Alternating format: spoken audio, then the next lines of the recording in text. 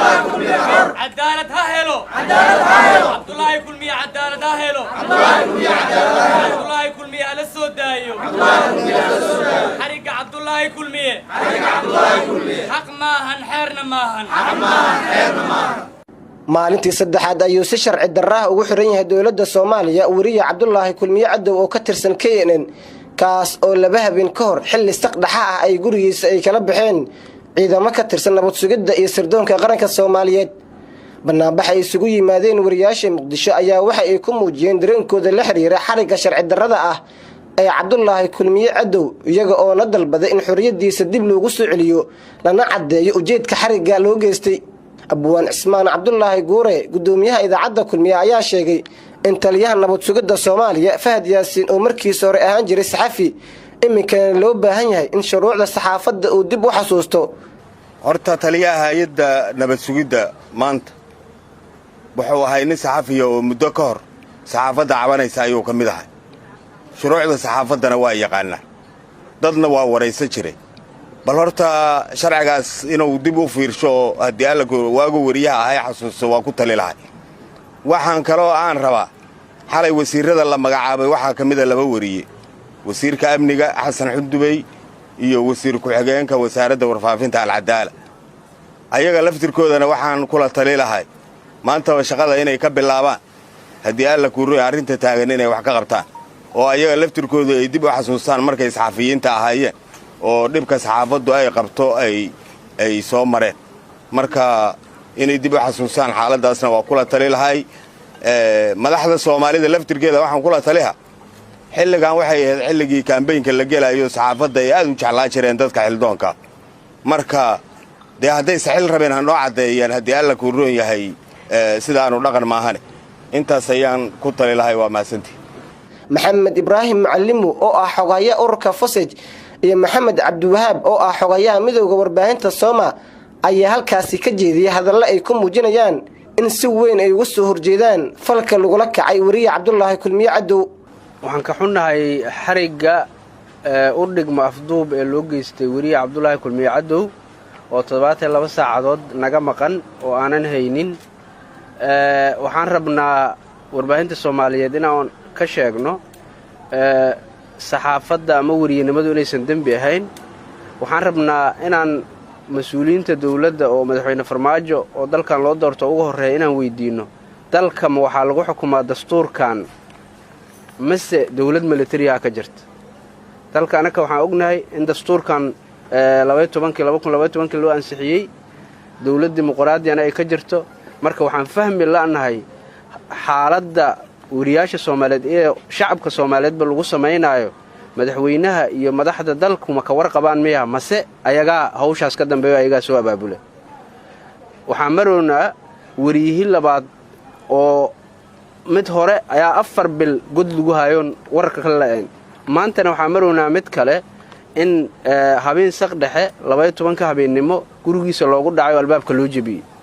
arrintaas waxay khilaafsan tahay dastuurkan aan hadda hayo xeerka ciqaabta wariyaasha in lagu xukumayo mamnuuc tahay madaxweyne Farmaajona 3 May uu sheegay khilaafsan tahay in habeen qof waaran ayadoo la wata xatee la soo xiraa mamnuuca haduusan dambi gacanta kula jirin Cabdullaahi Kulmiye wariyaha xirfadlaha iska badaay waxay khilaafsan tahay xeerka saxaafadda ee 2016 madaxweyne Xasan Sheekh saxiixay ana ka qaylinayna mar labaad oo saxiixay madaxweyne Farmaajo bila ka hor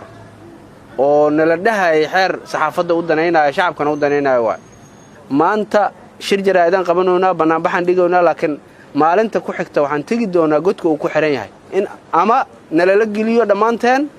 ama in la soo daayo sharcigana loo maro hadii tuhun lagu qabo intaasaan rabnaa kaliya haddii marka baaqa maanta jeedin dawladda ay ka jawaab weydo wariyaasha Soomaaliyeed iyo warbaahinta Soomaaliyeed waxa ballan noo ah inaan halka u jooga tagno anakana sidoo kale nala xiro oo aan la joogno asaga maxay yeelay inuu intaas xaq darro nooga maqnaado ma aqbali karno bismillaahir rahmaanir rahiim maanta saxufiyiinta Soomaaliyeed waxay halkan u joogaan cabasho ay ka muujinayaan iyo sida ay uga xun yihiin xariga sharci darrada ah ee loo geystay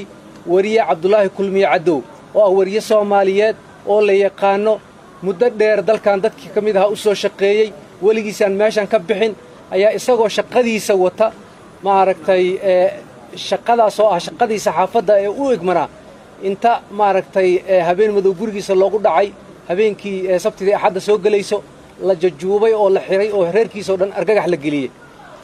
waxaasi sharci ma aha meel ay ku qoran tahayna ma laha sharciyadii hore iyo sharciga hadda yaalla intaba sharciga hadda yaalla wuxuu oggolaanayaa qof kasta oo suxuufi ah marka la soo xirayo waa inay maxkamad go'aan gaartaa marka in nabad sugid iyo ama hay-ad amni inta gurigiisa ugu dhacaan habeen madow ay qalqalgeliyaan waxay muujinaysaa sida waxashnimada ay wariyaasha loola dhaqmaayo sidaa darteed waxaan codsanaynaa in si dhaqso ah oo sharci la'aana loo sii daayo wariyuhu wuxuu waraystay qof ganacsada ah qofkaa ganacsada waa la yaqaanaa waa ganacsada soomaaliyeed xaaji abubakar cumar caddaani ganacsigiisaa magaalada dhan ka furan nin hadda maaragtay si gaara markaa loo haystay ama dacwad loo haysta ma ahayn haddii intaasuu waraystay waraysiguna maaha haddii xitaa ay aqoonsadeen ganacsadihii raadsan karaan wixii isaga uu yidhi ay raadsan karaan laakiin weriye maskiina oo shaqadiisa gudanaya in inta la qabsado ilaa intaas la iska xirto wax hadala aan jirin cid ka warqabtaa lahayn meesha lagu hayaa la aqoonin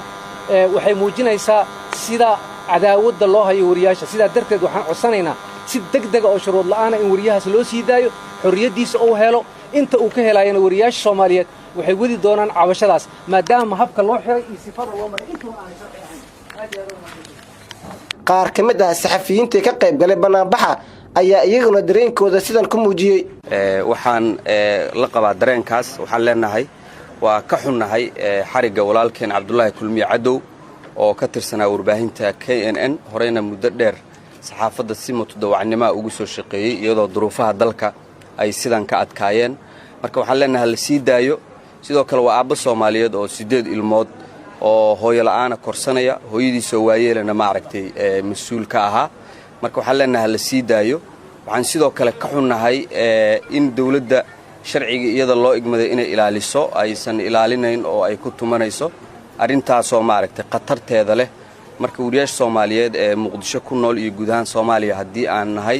waxaan leenahay ha la sii daayo waan ka xunnahay habeen iyo maalin waan tiiraayeensannahay hala sii daayaan lena wariyaha cabdulaahi kulmiye cadow uu ka mid yahay rugcadaaga saxaafadeed ee maanta farakutiriska ah ee dalka weli ka shaqeeya kuwa badan ayaa geeriyooday allah u naxariisto kuwana dalka ayay ka baxeen marka runtii aad bay noo niyad jebinaysaa in dawladdeennii maanta ay wariyaasha qaabkaas oo la dhaqmayso cabdulaahi qoyskiisa weli waxay ka argagaxsan yihiin falkaas iyo sida uu dhacay cabdulaahi ilaa iyo iminka maxkamad lama horkeenin waxayna noo muujinaysaa in dalka cadaalad aysan ka jirin waxaan dalbanaynaa falkan oo ma ahan mid ku eg cabdulaahi kulmiye wuxuu saameynayaa guud ahaanba warbaahinta in dawladda federaalka soomaaliya laamaheeda ammaanka jawaab degdega arrintaas ay ka bixiyaan cabdulaahina ma doonin in la sii deeyo oo keliya in cadaalad uu helo sababta loo soo xiray iyo weliba dembiga lagu soo xiray aan ogaano haddii aysan jirin arrintaasna in cadaalad uu helo cabdulaahi maadaama uusan dembiile ahaynna inta uu xabsiga ku jiro ay tahay in cadaaladdiisa la muujiyo cabdulaahi kulmiye cadow ayaa lagu hayaa xabsiga godka julcow oo dawladda ay hore u shaacisay in gebi ahaanba la xiray loona bedelay xarun lagu tababaro ciidamada maalmaha uu xiran yahay cabdulaahi kulmiye ayaa waxay dhaafsiisan yihiin muddada dastuurka uu qeexayo in muwaadinka xabsiga lagu hayn karo isagoo aan maxkamad la soo taagin taas oo ah 24 saac xeerka saxaafadda ee dhowaan uu qalinka ku duugay madaxweynaha Soomaaliya Maxamed Cabdullaahi Farmaajo oo horeyba ay warbaahinta Soomaaliyeed ee tabasho ka qabeen ayaa u muuqata in isla xeerkaasi ay jibisay dawladda federaalka Soomaaliya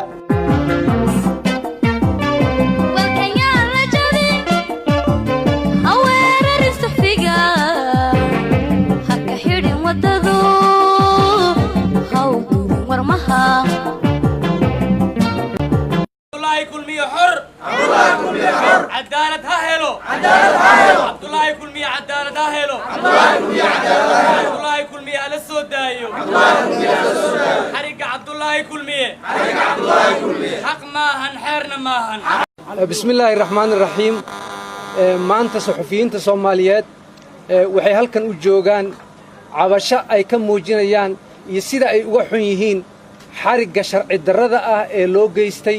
wariye Cabdulaahi Kulmiye Cadow oo wariye Soomaaliyeed oo la yaqaano muddo dheer dalkan dadkii kamid ah u soo shaqeeyay waligiisaan meeshan ka bixin ayaa isagoo shaqadiisa wata maaragtay shaqadaas oo ah shaqadii saxaafadda ee u egmanaa